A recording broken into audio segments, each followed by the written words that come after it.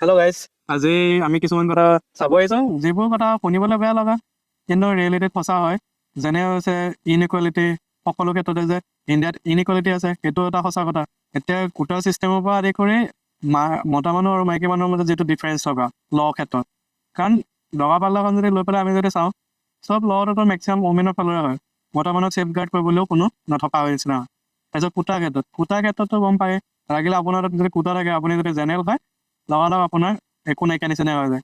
সেইটোৱে এইকেইটা বস্তু চাবৰ কাৰণে হওক, ইনইকুৱালিটি বস্তুকেইটা আঁতৰাবলৈ হওক, এইকেইটা বস্তু আঁতৰাবলৈ গভৰ্ণমেণ্টে কেতিয়াও ছাপোৰ্ট নকৰে, বিশেষকৈ কোটাৰ ক্ষেত্ৰত। কাৰণ গোটৰ যিমানটো ৰিলেট আছে ন, এইবিলাকৰ ক্ষেত্ৰতে হৈ থাকে কাৰণে গভৰ্ণমেণ্টেও কেতিয়াও নিবিচাৰে যে এইটোৰ ওপৰত আহি কিবা এটা ক'ব নাই বা এনেকুৱা হ'ব, কাৰণ তাৰ লগত ভোটাৰৰ সংকটো লাগি আছে আৰু সেইটো কাৰণে গভৰ্ণমেণ্ট টাচেই নকৰে নিচিনা। কিন্তু এইটোৱে হৈছে ইনইকুৱালিটি। লাগিলে ইণ্ডিয়ান গভৰ্ণমেণ্ট ছিষ্টেমটোৰ কথা হ'ল, এতিয়া আপোনাৰ তাত যদি গভৰ্ণমেণ্টৰ কিবা কাম কৰিবলৈ যে আপুনি যদি এজন সাধাৰণ মানুহ হয়, তেন্তে হ'লে গভৰ্ণমেণ্টত বস্তুবিলাক কাম ৰেডি হৈ পেলাই ওলাই আহোঁতে আপোনালোকে বহুত কিবা কিবি লগাই দিব। এটা হৈছে ইনএফিচিয়েণ্ট হয় বস্তুবিলাক। এতিয়া বাহিৰত পুলিচ মানে বুলি ক'লে মানে কি হয়, ছেফটি কৰে, আপোনাক বচাই লৈ আনিব। কিন্তু আমাৰ ইণ্ডিয়াত পুলিচ বুলি কোৱাৰ লগে লগে মানুহে ভয় খাই যায়। সেইটো হৈছে ডিফাৰেঞ্চ। কাৰণ পুলিচৰ লগত টেংগল খাই গ'লে বহুতখিনি কি হৈ যায় ঠিক নাই ন, সেই তেনেকুৱা নিচিনা হয়। সেইটোৱে কৈছে সকলো ক্ষেত্ৰতে এনেকুৱা নহয় যে এইটোৱে হয় চলি আছে, ভাল মানুহ আছে কাৰণে গোটেই পৃথিৱীখন চলি থকা নিচিনা। কিন্তু তাৰ মাজত যে এইবোৰো কেছ চলি থাকে কাৰণে মানুহে গভৰ্ণমেণ্টৰ ওচৰত তেনেকৈ বস্তুবিলাক সুধিবলৈ নাযায়। এতিয়াতো চৰকাৰক কুৱেশ্যন কৰিব লাগে বুলি যে সেইটোৰ কাৰণেও মানুহৰ মনতে নাহে যে চৰকাৰক যে কুৱেশ্যন কৰিব পাৰি যে আমুকটো নিদিছে কিয়, তামুকটো নিদিছে কিয় বুলি। কুৱেশ্যন কৰাৰ যিটো এবিলিটি আছে ন, সেইটোৱে লাহে লাহে সাধাৰণ মানুহখিনিয়ে পাহৰি গৈছে নিচিনা। কাৰণ এতিয়া আপুনি যদি কুৱেশ্যন কৰি দিয়ে লগালগ আপুনি ইণ্টাৰনেশ্যনেল হৈ যাব, আপুনি পাকিস্তানী হৈ যাব, নহ'লে বাংলাদেশী হৈ যাব। সেইটোৱে এতিয়া দিনটো হৈছে মানে ইনইকুৱালিটি চাৰিওফালে দেখি থকা নিচিনাই হয় সকলো ক্ষেত্ৰতে। সেইটোৱে শুনিবলৈ বেয়া লাগে কিন্তু এইবিলাক সঁচা কথা। আৰু কোটাৰ ক্ষেত্ৰত দুখীয়া মানুহখিনিয়ে কোটা যিটো সুবিধা পায় ন, তাতকৈ ধনী মানুহখিনিয়ে বেছি পাই থকা নিচিনা হৈছে, কাৰণ কাষ্ট চিষ্টেমটো থকাৰ কাৰণে। কিন্তু কোটা বেছি চলিলে সদায় আপুনি যদি দুখীয়া হয় সেই কোটাটো ৰাখিব লাগে, কিন্তু বাকী যদি কোটাবিলাক যদি ছেইম ৰখাই থৈ দিয়া নিচিনা, সেই ইকুৱালিটিটো কেতিয়াও নানেগৈ। সেইটোৱে সময়ৰ লগত বস্তু চেঞ্জ হৈছে, কিন্তু ছ'চাইটিখন চেঞ্জ কৰিবলৈ ল চেঞ্জ কৰিব পৰা নাই গভৰ্ণমেণ্টে। কাৰণ তেনেকুৱা এটা যদি টাচ কৰে নিজৰ পোষ্ট যাব বুলিয়ে কোনেও টাচ নকৰে, আৰু বহুতে কথা এইবিলাক নকয়ে, কাৰণ শুনিবলৈ বেয়া লগা কিন্তু এইটো সঁচা কথা। এতিয়া সেইটোৱে গভৰ্ণমেণ্টত যদি আপুনি কিবা কাম কৰিবলৈ যায়, পইচা নিদিয়া নহ'লে ডিলে হৈ গৈ থাকে, নহ'লে বাকী তেনেকুৱা ধৰণৰ প্ৰব্লেমবিলাক, লাগিলে কোটা প্ৰব্লেমটোৱে হওক, নাইবা মেন আৰু ওমেনৰ যিটো এটা ইকুৱেলিটি হ'ব লাগে ন, তাৰ সলনি মেনৰ ফালে এতিয়া এজন যদি ফিমেলে যদি পাব বুলি ক'লে মেনে এজনক যদি মতা মানুহ এটাক যদি কিবা লৰ মাজত ফচাই দিওঁ বুলি কয়, ফচাই ৰখাই কৈয়ে দিব পাৰে নিচিনা। কিন্তু সেই মতা মানুহজন যদি মাইকী মানুহৰ সেই কেছটোৰ পৰা যদি ওলাই আহিব বিচাৰে, তেনেহ'লে একো সুবিধাই নাই। লাগিলে এলুমিনি দিয়া পিছত কথাই হওক, মানে ডাইভৰ্চৰ পিছত পইচা দিয়াই কথা হওক, নাইবা তেনেকুৱা ধৰণৰে হওক। এটা বস্তুবিলাক সকলো ক্ষেত্ৰতে ইনইকুৱালিটি হয়। সেইবিলাক চাব গ'লে এটা সময়ত মেল ডমিনেণ্ট ছ'চাইটিত হয় ইণ্ডিয়া, কিন্তু সময়ৰ লগত বস্তুবিলাক চেঞ্জ হৈছে, কিন্তু ল'বিলাকে তেনেকৈ ধৰণৰ ৰিফৰ্ম হোৱাই নাই ভালদৰে।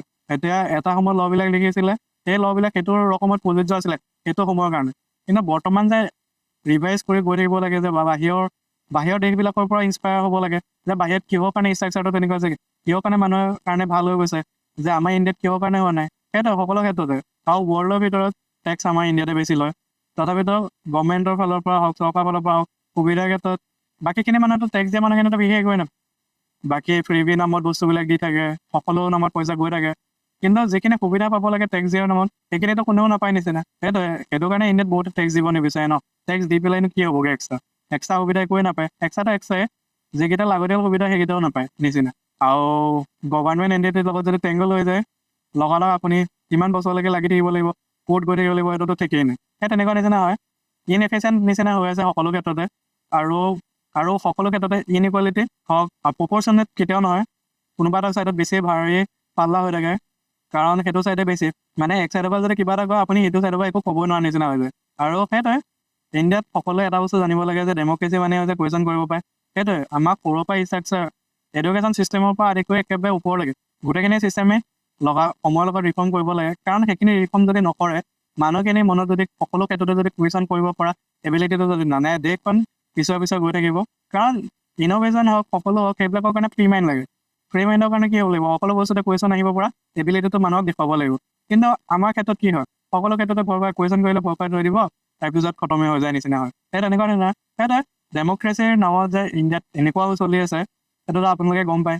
কিন্তু সেইটোৱে চবৰ আগত ক'বও নোৱাৰে, কাৰণ এইটো সঁচা ৰিয়েল, কিন্তু ক'লেও বেয়া লাগে নিচিনা হৈ থাকে। সেইটোৱে শুনিবলৈ বেয়া লগা কিন্তু সঁচা কথা ৰিয়েলত। সেইটোৱে আৰু ভাল মানুহখিনি আছে কাৰণে গোটেই ছিষ্টেমটো চলি আছে নিচিনা। সেইটো দেখি সকলো বস্তু শিকাব লাগে, যে চিভিক চেন্সৰ পৰা আদি কৰি সকলোলৈকে যে ৰুল কেনেকৈ মানিব লাগে সকলো ক্ষেত্ৰত। সেই গোটেই ষ্ট্ৰাকচাৰটো যদি স্কুলৰ পৰাই যদি নিশিকায়, তেতিয়াহ'লে কোনো এডুকেশ্যনে হওক বা কোনো ইণ্ডিয়াত যদি স্কুলৰ পৰা যদি সেই গোটেই সকলোখিনি নিশিকায়, তেন্তে ইণ্ডিয়াত সেই ৰুল বেছ ছ'চাইটিটো কেতিয়াও নাথাকেগৈ ভালদৰে। কাৰণ এতিয়া আপোনাৰ ইণ্ডিয়াত পইচা আছে মানে সকলো ৰুল ভাঙি পেলাই ওলাই গুচি যাব পাৰে নিচিনাই হৈ আছে। কিন্তু বাহিৰত তেনেকুৱা নহয়। সেইটোৱে মানুহে শিকিব লাগে বাহিৰত কি ল চলি আছে, কেনেকৈ চলি আছে আৰু কেনেকৈ ভাল কৰিব পাৰি। সেইটোৱে মোৰ মতেতো ৰিফৰ্ম আনিব লাগে। আপোনালোকে কি ভাবে এবাৰ কওকচোন বাৰু। মই লাগিলে যিয়ে নকওঁ বা যিয়ে নহওক, লাগিলে মই বুলি নহয় সকলো ক্ষেত্ৰতে আমি থিয়ৰিটিকেলি বস্তু এটা ইণ্ডিয়াত বেছিকৈ থিয়ৰিটিকেলি বেছি চলি থাকে নেকি। থিয়ৰিটিকেলি লাগিলে যিমানেই ভাল হওক, যিমানেই আমি ভাল হৈ নাযাওঁ, যিমানে GDPৰ ওপৰত নাযাওঁ, যদিহে প্ৰেক্টিকেলি যদি সেই বস্তুটো ভাইবল নহয় বা প্ৰেক্টিকেলি নহয়, এতিয়া ইণ্ডিয়াত ইমান টকা আছে কিন্তু সাধাৰণ মানুহৰ তাত পইচা নাথাকে।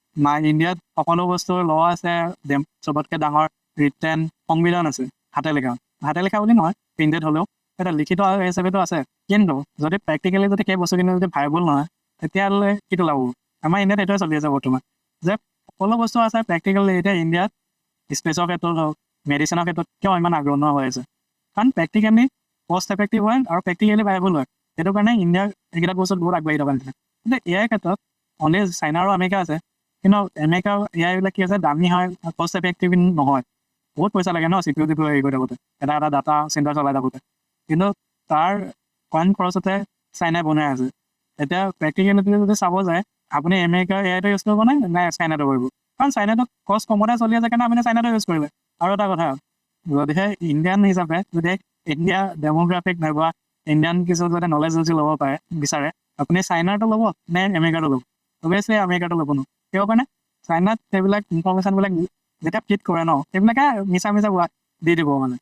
এতিয়া সিহঁতৰ মতে কি কয়, ইণ্ডিয়াখনতো আমাৰ আছিলে বুলি কৈ দিব, সেই তেনেকুৱা নিচিনা। সেইটোৱে আপুনি সকলো ক্ষেত্ৰতে মানে এতিয়া চায়েন্স হওক, টেকন'লজি হওক, সেইবিলাক ক্ষেত্ৰত যদি ৰখা কৰি কৰিব পাৰে চাইনাই। কিন্তু ছ'চিয়েলি হওক বা জিঅ'গ্ৰাফিকেলি হওক বা ইকনমিকেলি হওক, চাইনাৰ ওপৰত এআইকেইটাক আপুনি বিশ্বাস কেতিয়াও কৰিব নোৱাৰে, কাৰণ তাত ইনফৰ্মেশ্যন মেনিপুলেট কৰি দিব পাৰে। সেইটো কৰিবই। আৰু একেদৰে মই কৈছোঁ ন, ইণ্ডিয়ান জিঅ'গ্ৰাফিটো এনেকুৱা চলি আছে যে একে ওচৰতে হৈ গ'ল কাৰণে বহুতখিনি মানে বিশ্বাসটো কৰিব নোৱাৰে মানে নিচিনা। সেইটোৱে কমাৰ্চিয়েলি ভাইবল হয়, প্ৰেক্টিকেলি ভাইবল হয়।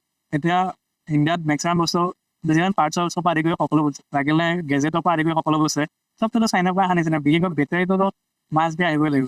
সেইটোৱে আৰু ইলেক্ট্ৰনিক কম্পনেণ্টছ হওক, নাইবা ছেমি কণ্ডাক্টৰ হওক, নাইবা চিপছেট বনোৱা মেটেৰিয়েলছ হওক, এইবিলাক সকলো চাইনাৰ পৰা আহিব লাগিব নিচিনা হৈছে। সেইটোৱে ইণ্ডিয়াত টেকন'লজি যদি নবহায় আৰু শিক্ষা লাগিলে যিমানেই চেঞ্জ হওক, প্ৰেক্টিকেলিটি যদি নানে, ইণ্ডিয়াত টিচিং ভাল হয়, মই মানুহ শিক্ষাও ভাল হয়, কিন্তু প্ৰেক্টিকেলিটি বোলা বস্তুটো নাই। এতিয়া CBSE ক্ষেত্ৰত হওক, ৱেবছাইট বনাই থৈছে, ৱেবছাইট আছে হোলা পাই মোলা, আছে মোমাই নাই মোমাই নিচিনা হৈ আছে, আছে মোমাই কনা মোমাই, কি বুলি ক'ম আৰু কিবা এখনে চলি আছে নিচিনা। ৱেবছাইট আছে, ৱেবছাইটৰ মাষ্টাৰ পাছৱৰ্ডৰ এই যিটো ডিফল্টত থাকে সেইটোৱে থাকিলে। সেইটোৱে মানে দেশখন মানে চলোৱা মানুহকেইটাও মানে বেলেগলৈ লৈ গৈছে নিচিনা। আৰু এটা কথা, যোনকেইটা মানুহে চলাই আছে সিহঁতকেইটা মানুহৰ কাৰণে চাব লাগিব নিচিনা, কাৰণ সিহঁতৰ পাৱাৰত নাথাকিলে কিছুমান কাম কৰিব নোৱাৰে। সিহঁত পাৱাৰত থাকিবৰ কাৰণে এইবিলাক বস্তু চায়ো নিদিয়ে। সেইটো সঁচা কথা, কাৰণ চবেই লাষ্টত গৈ থাকোঁতে নিজৰটোৱে চাব, আৰু এটা সময়লৈকে এজন মানুহে চাব নিচিনা।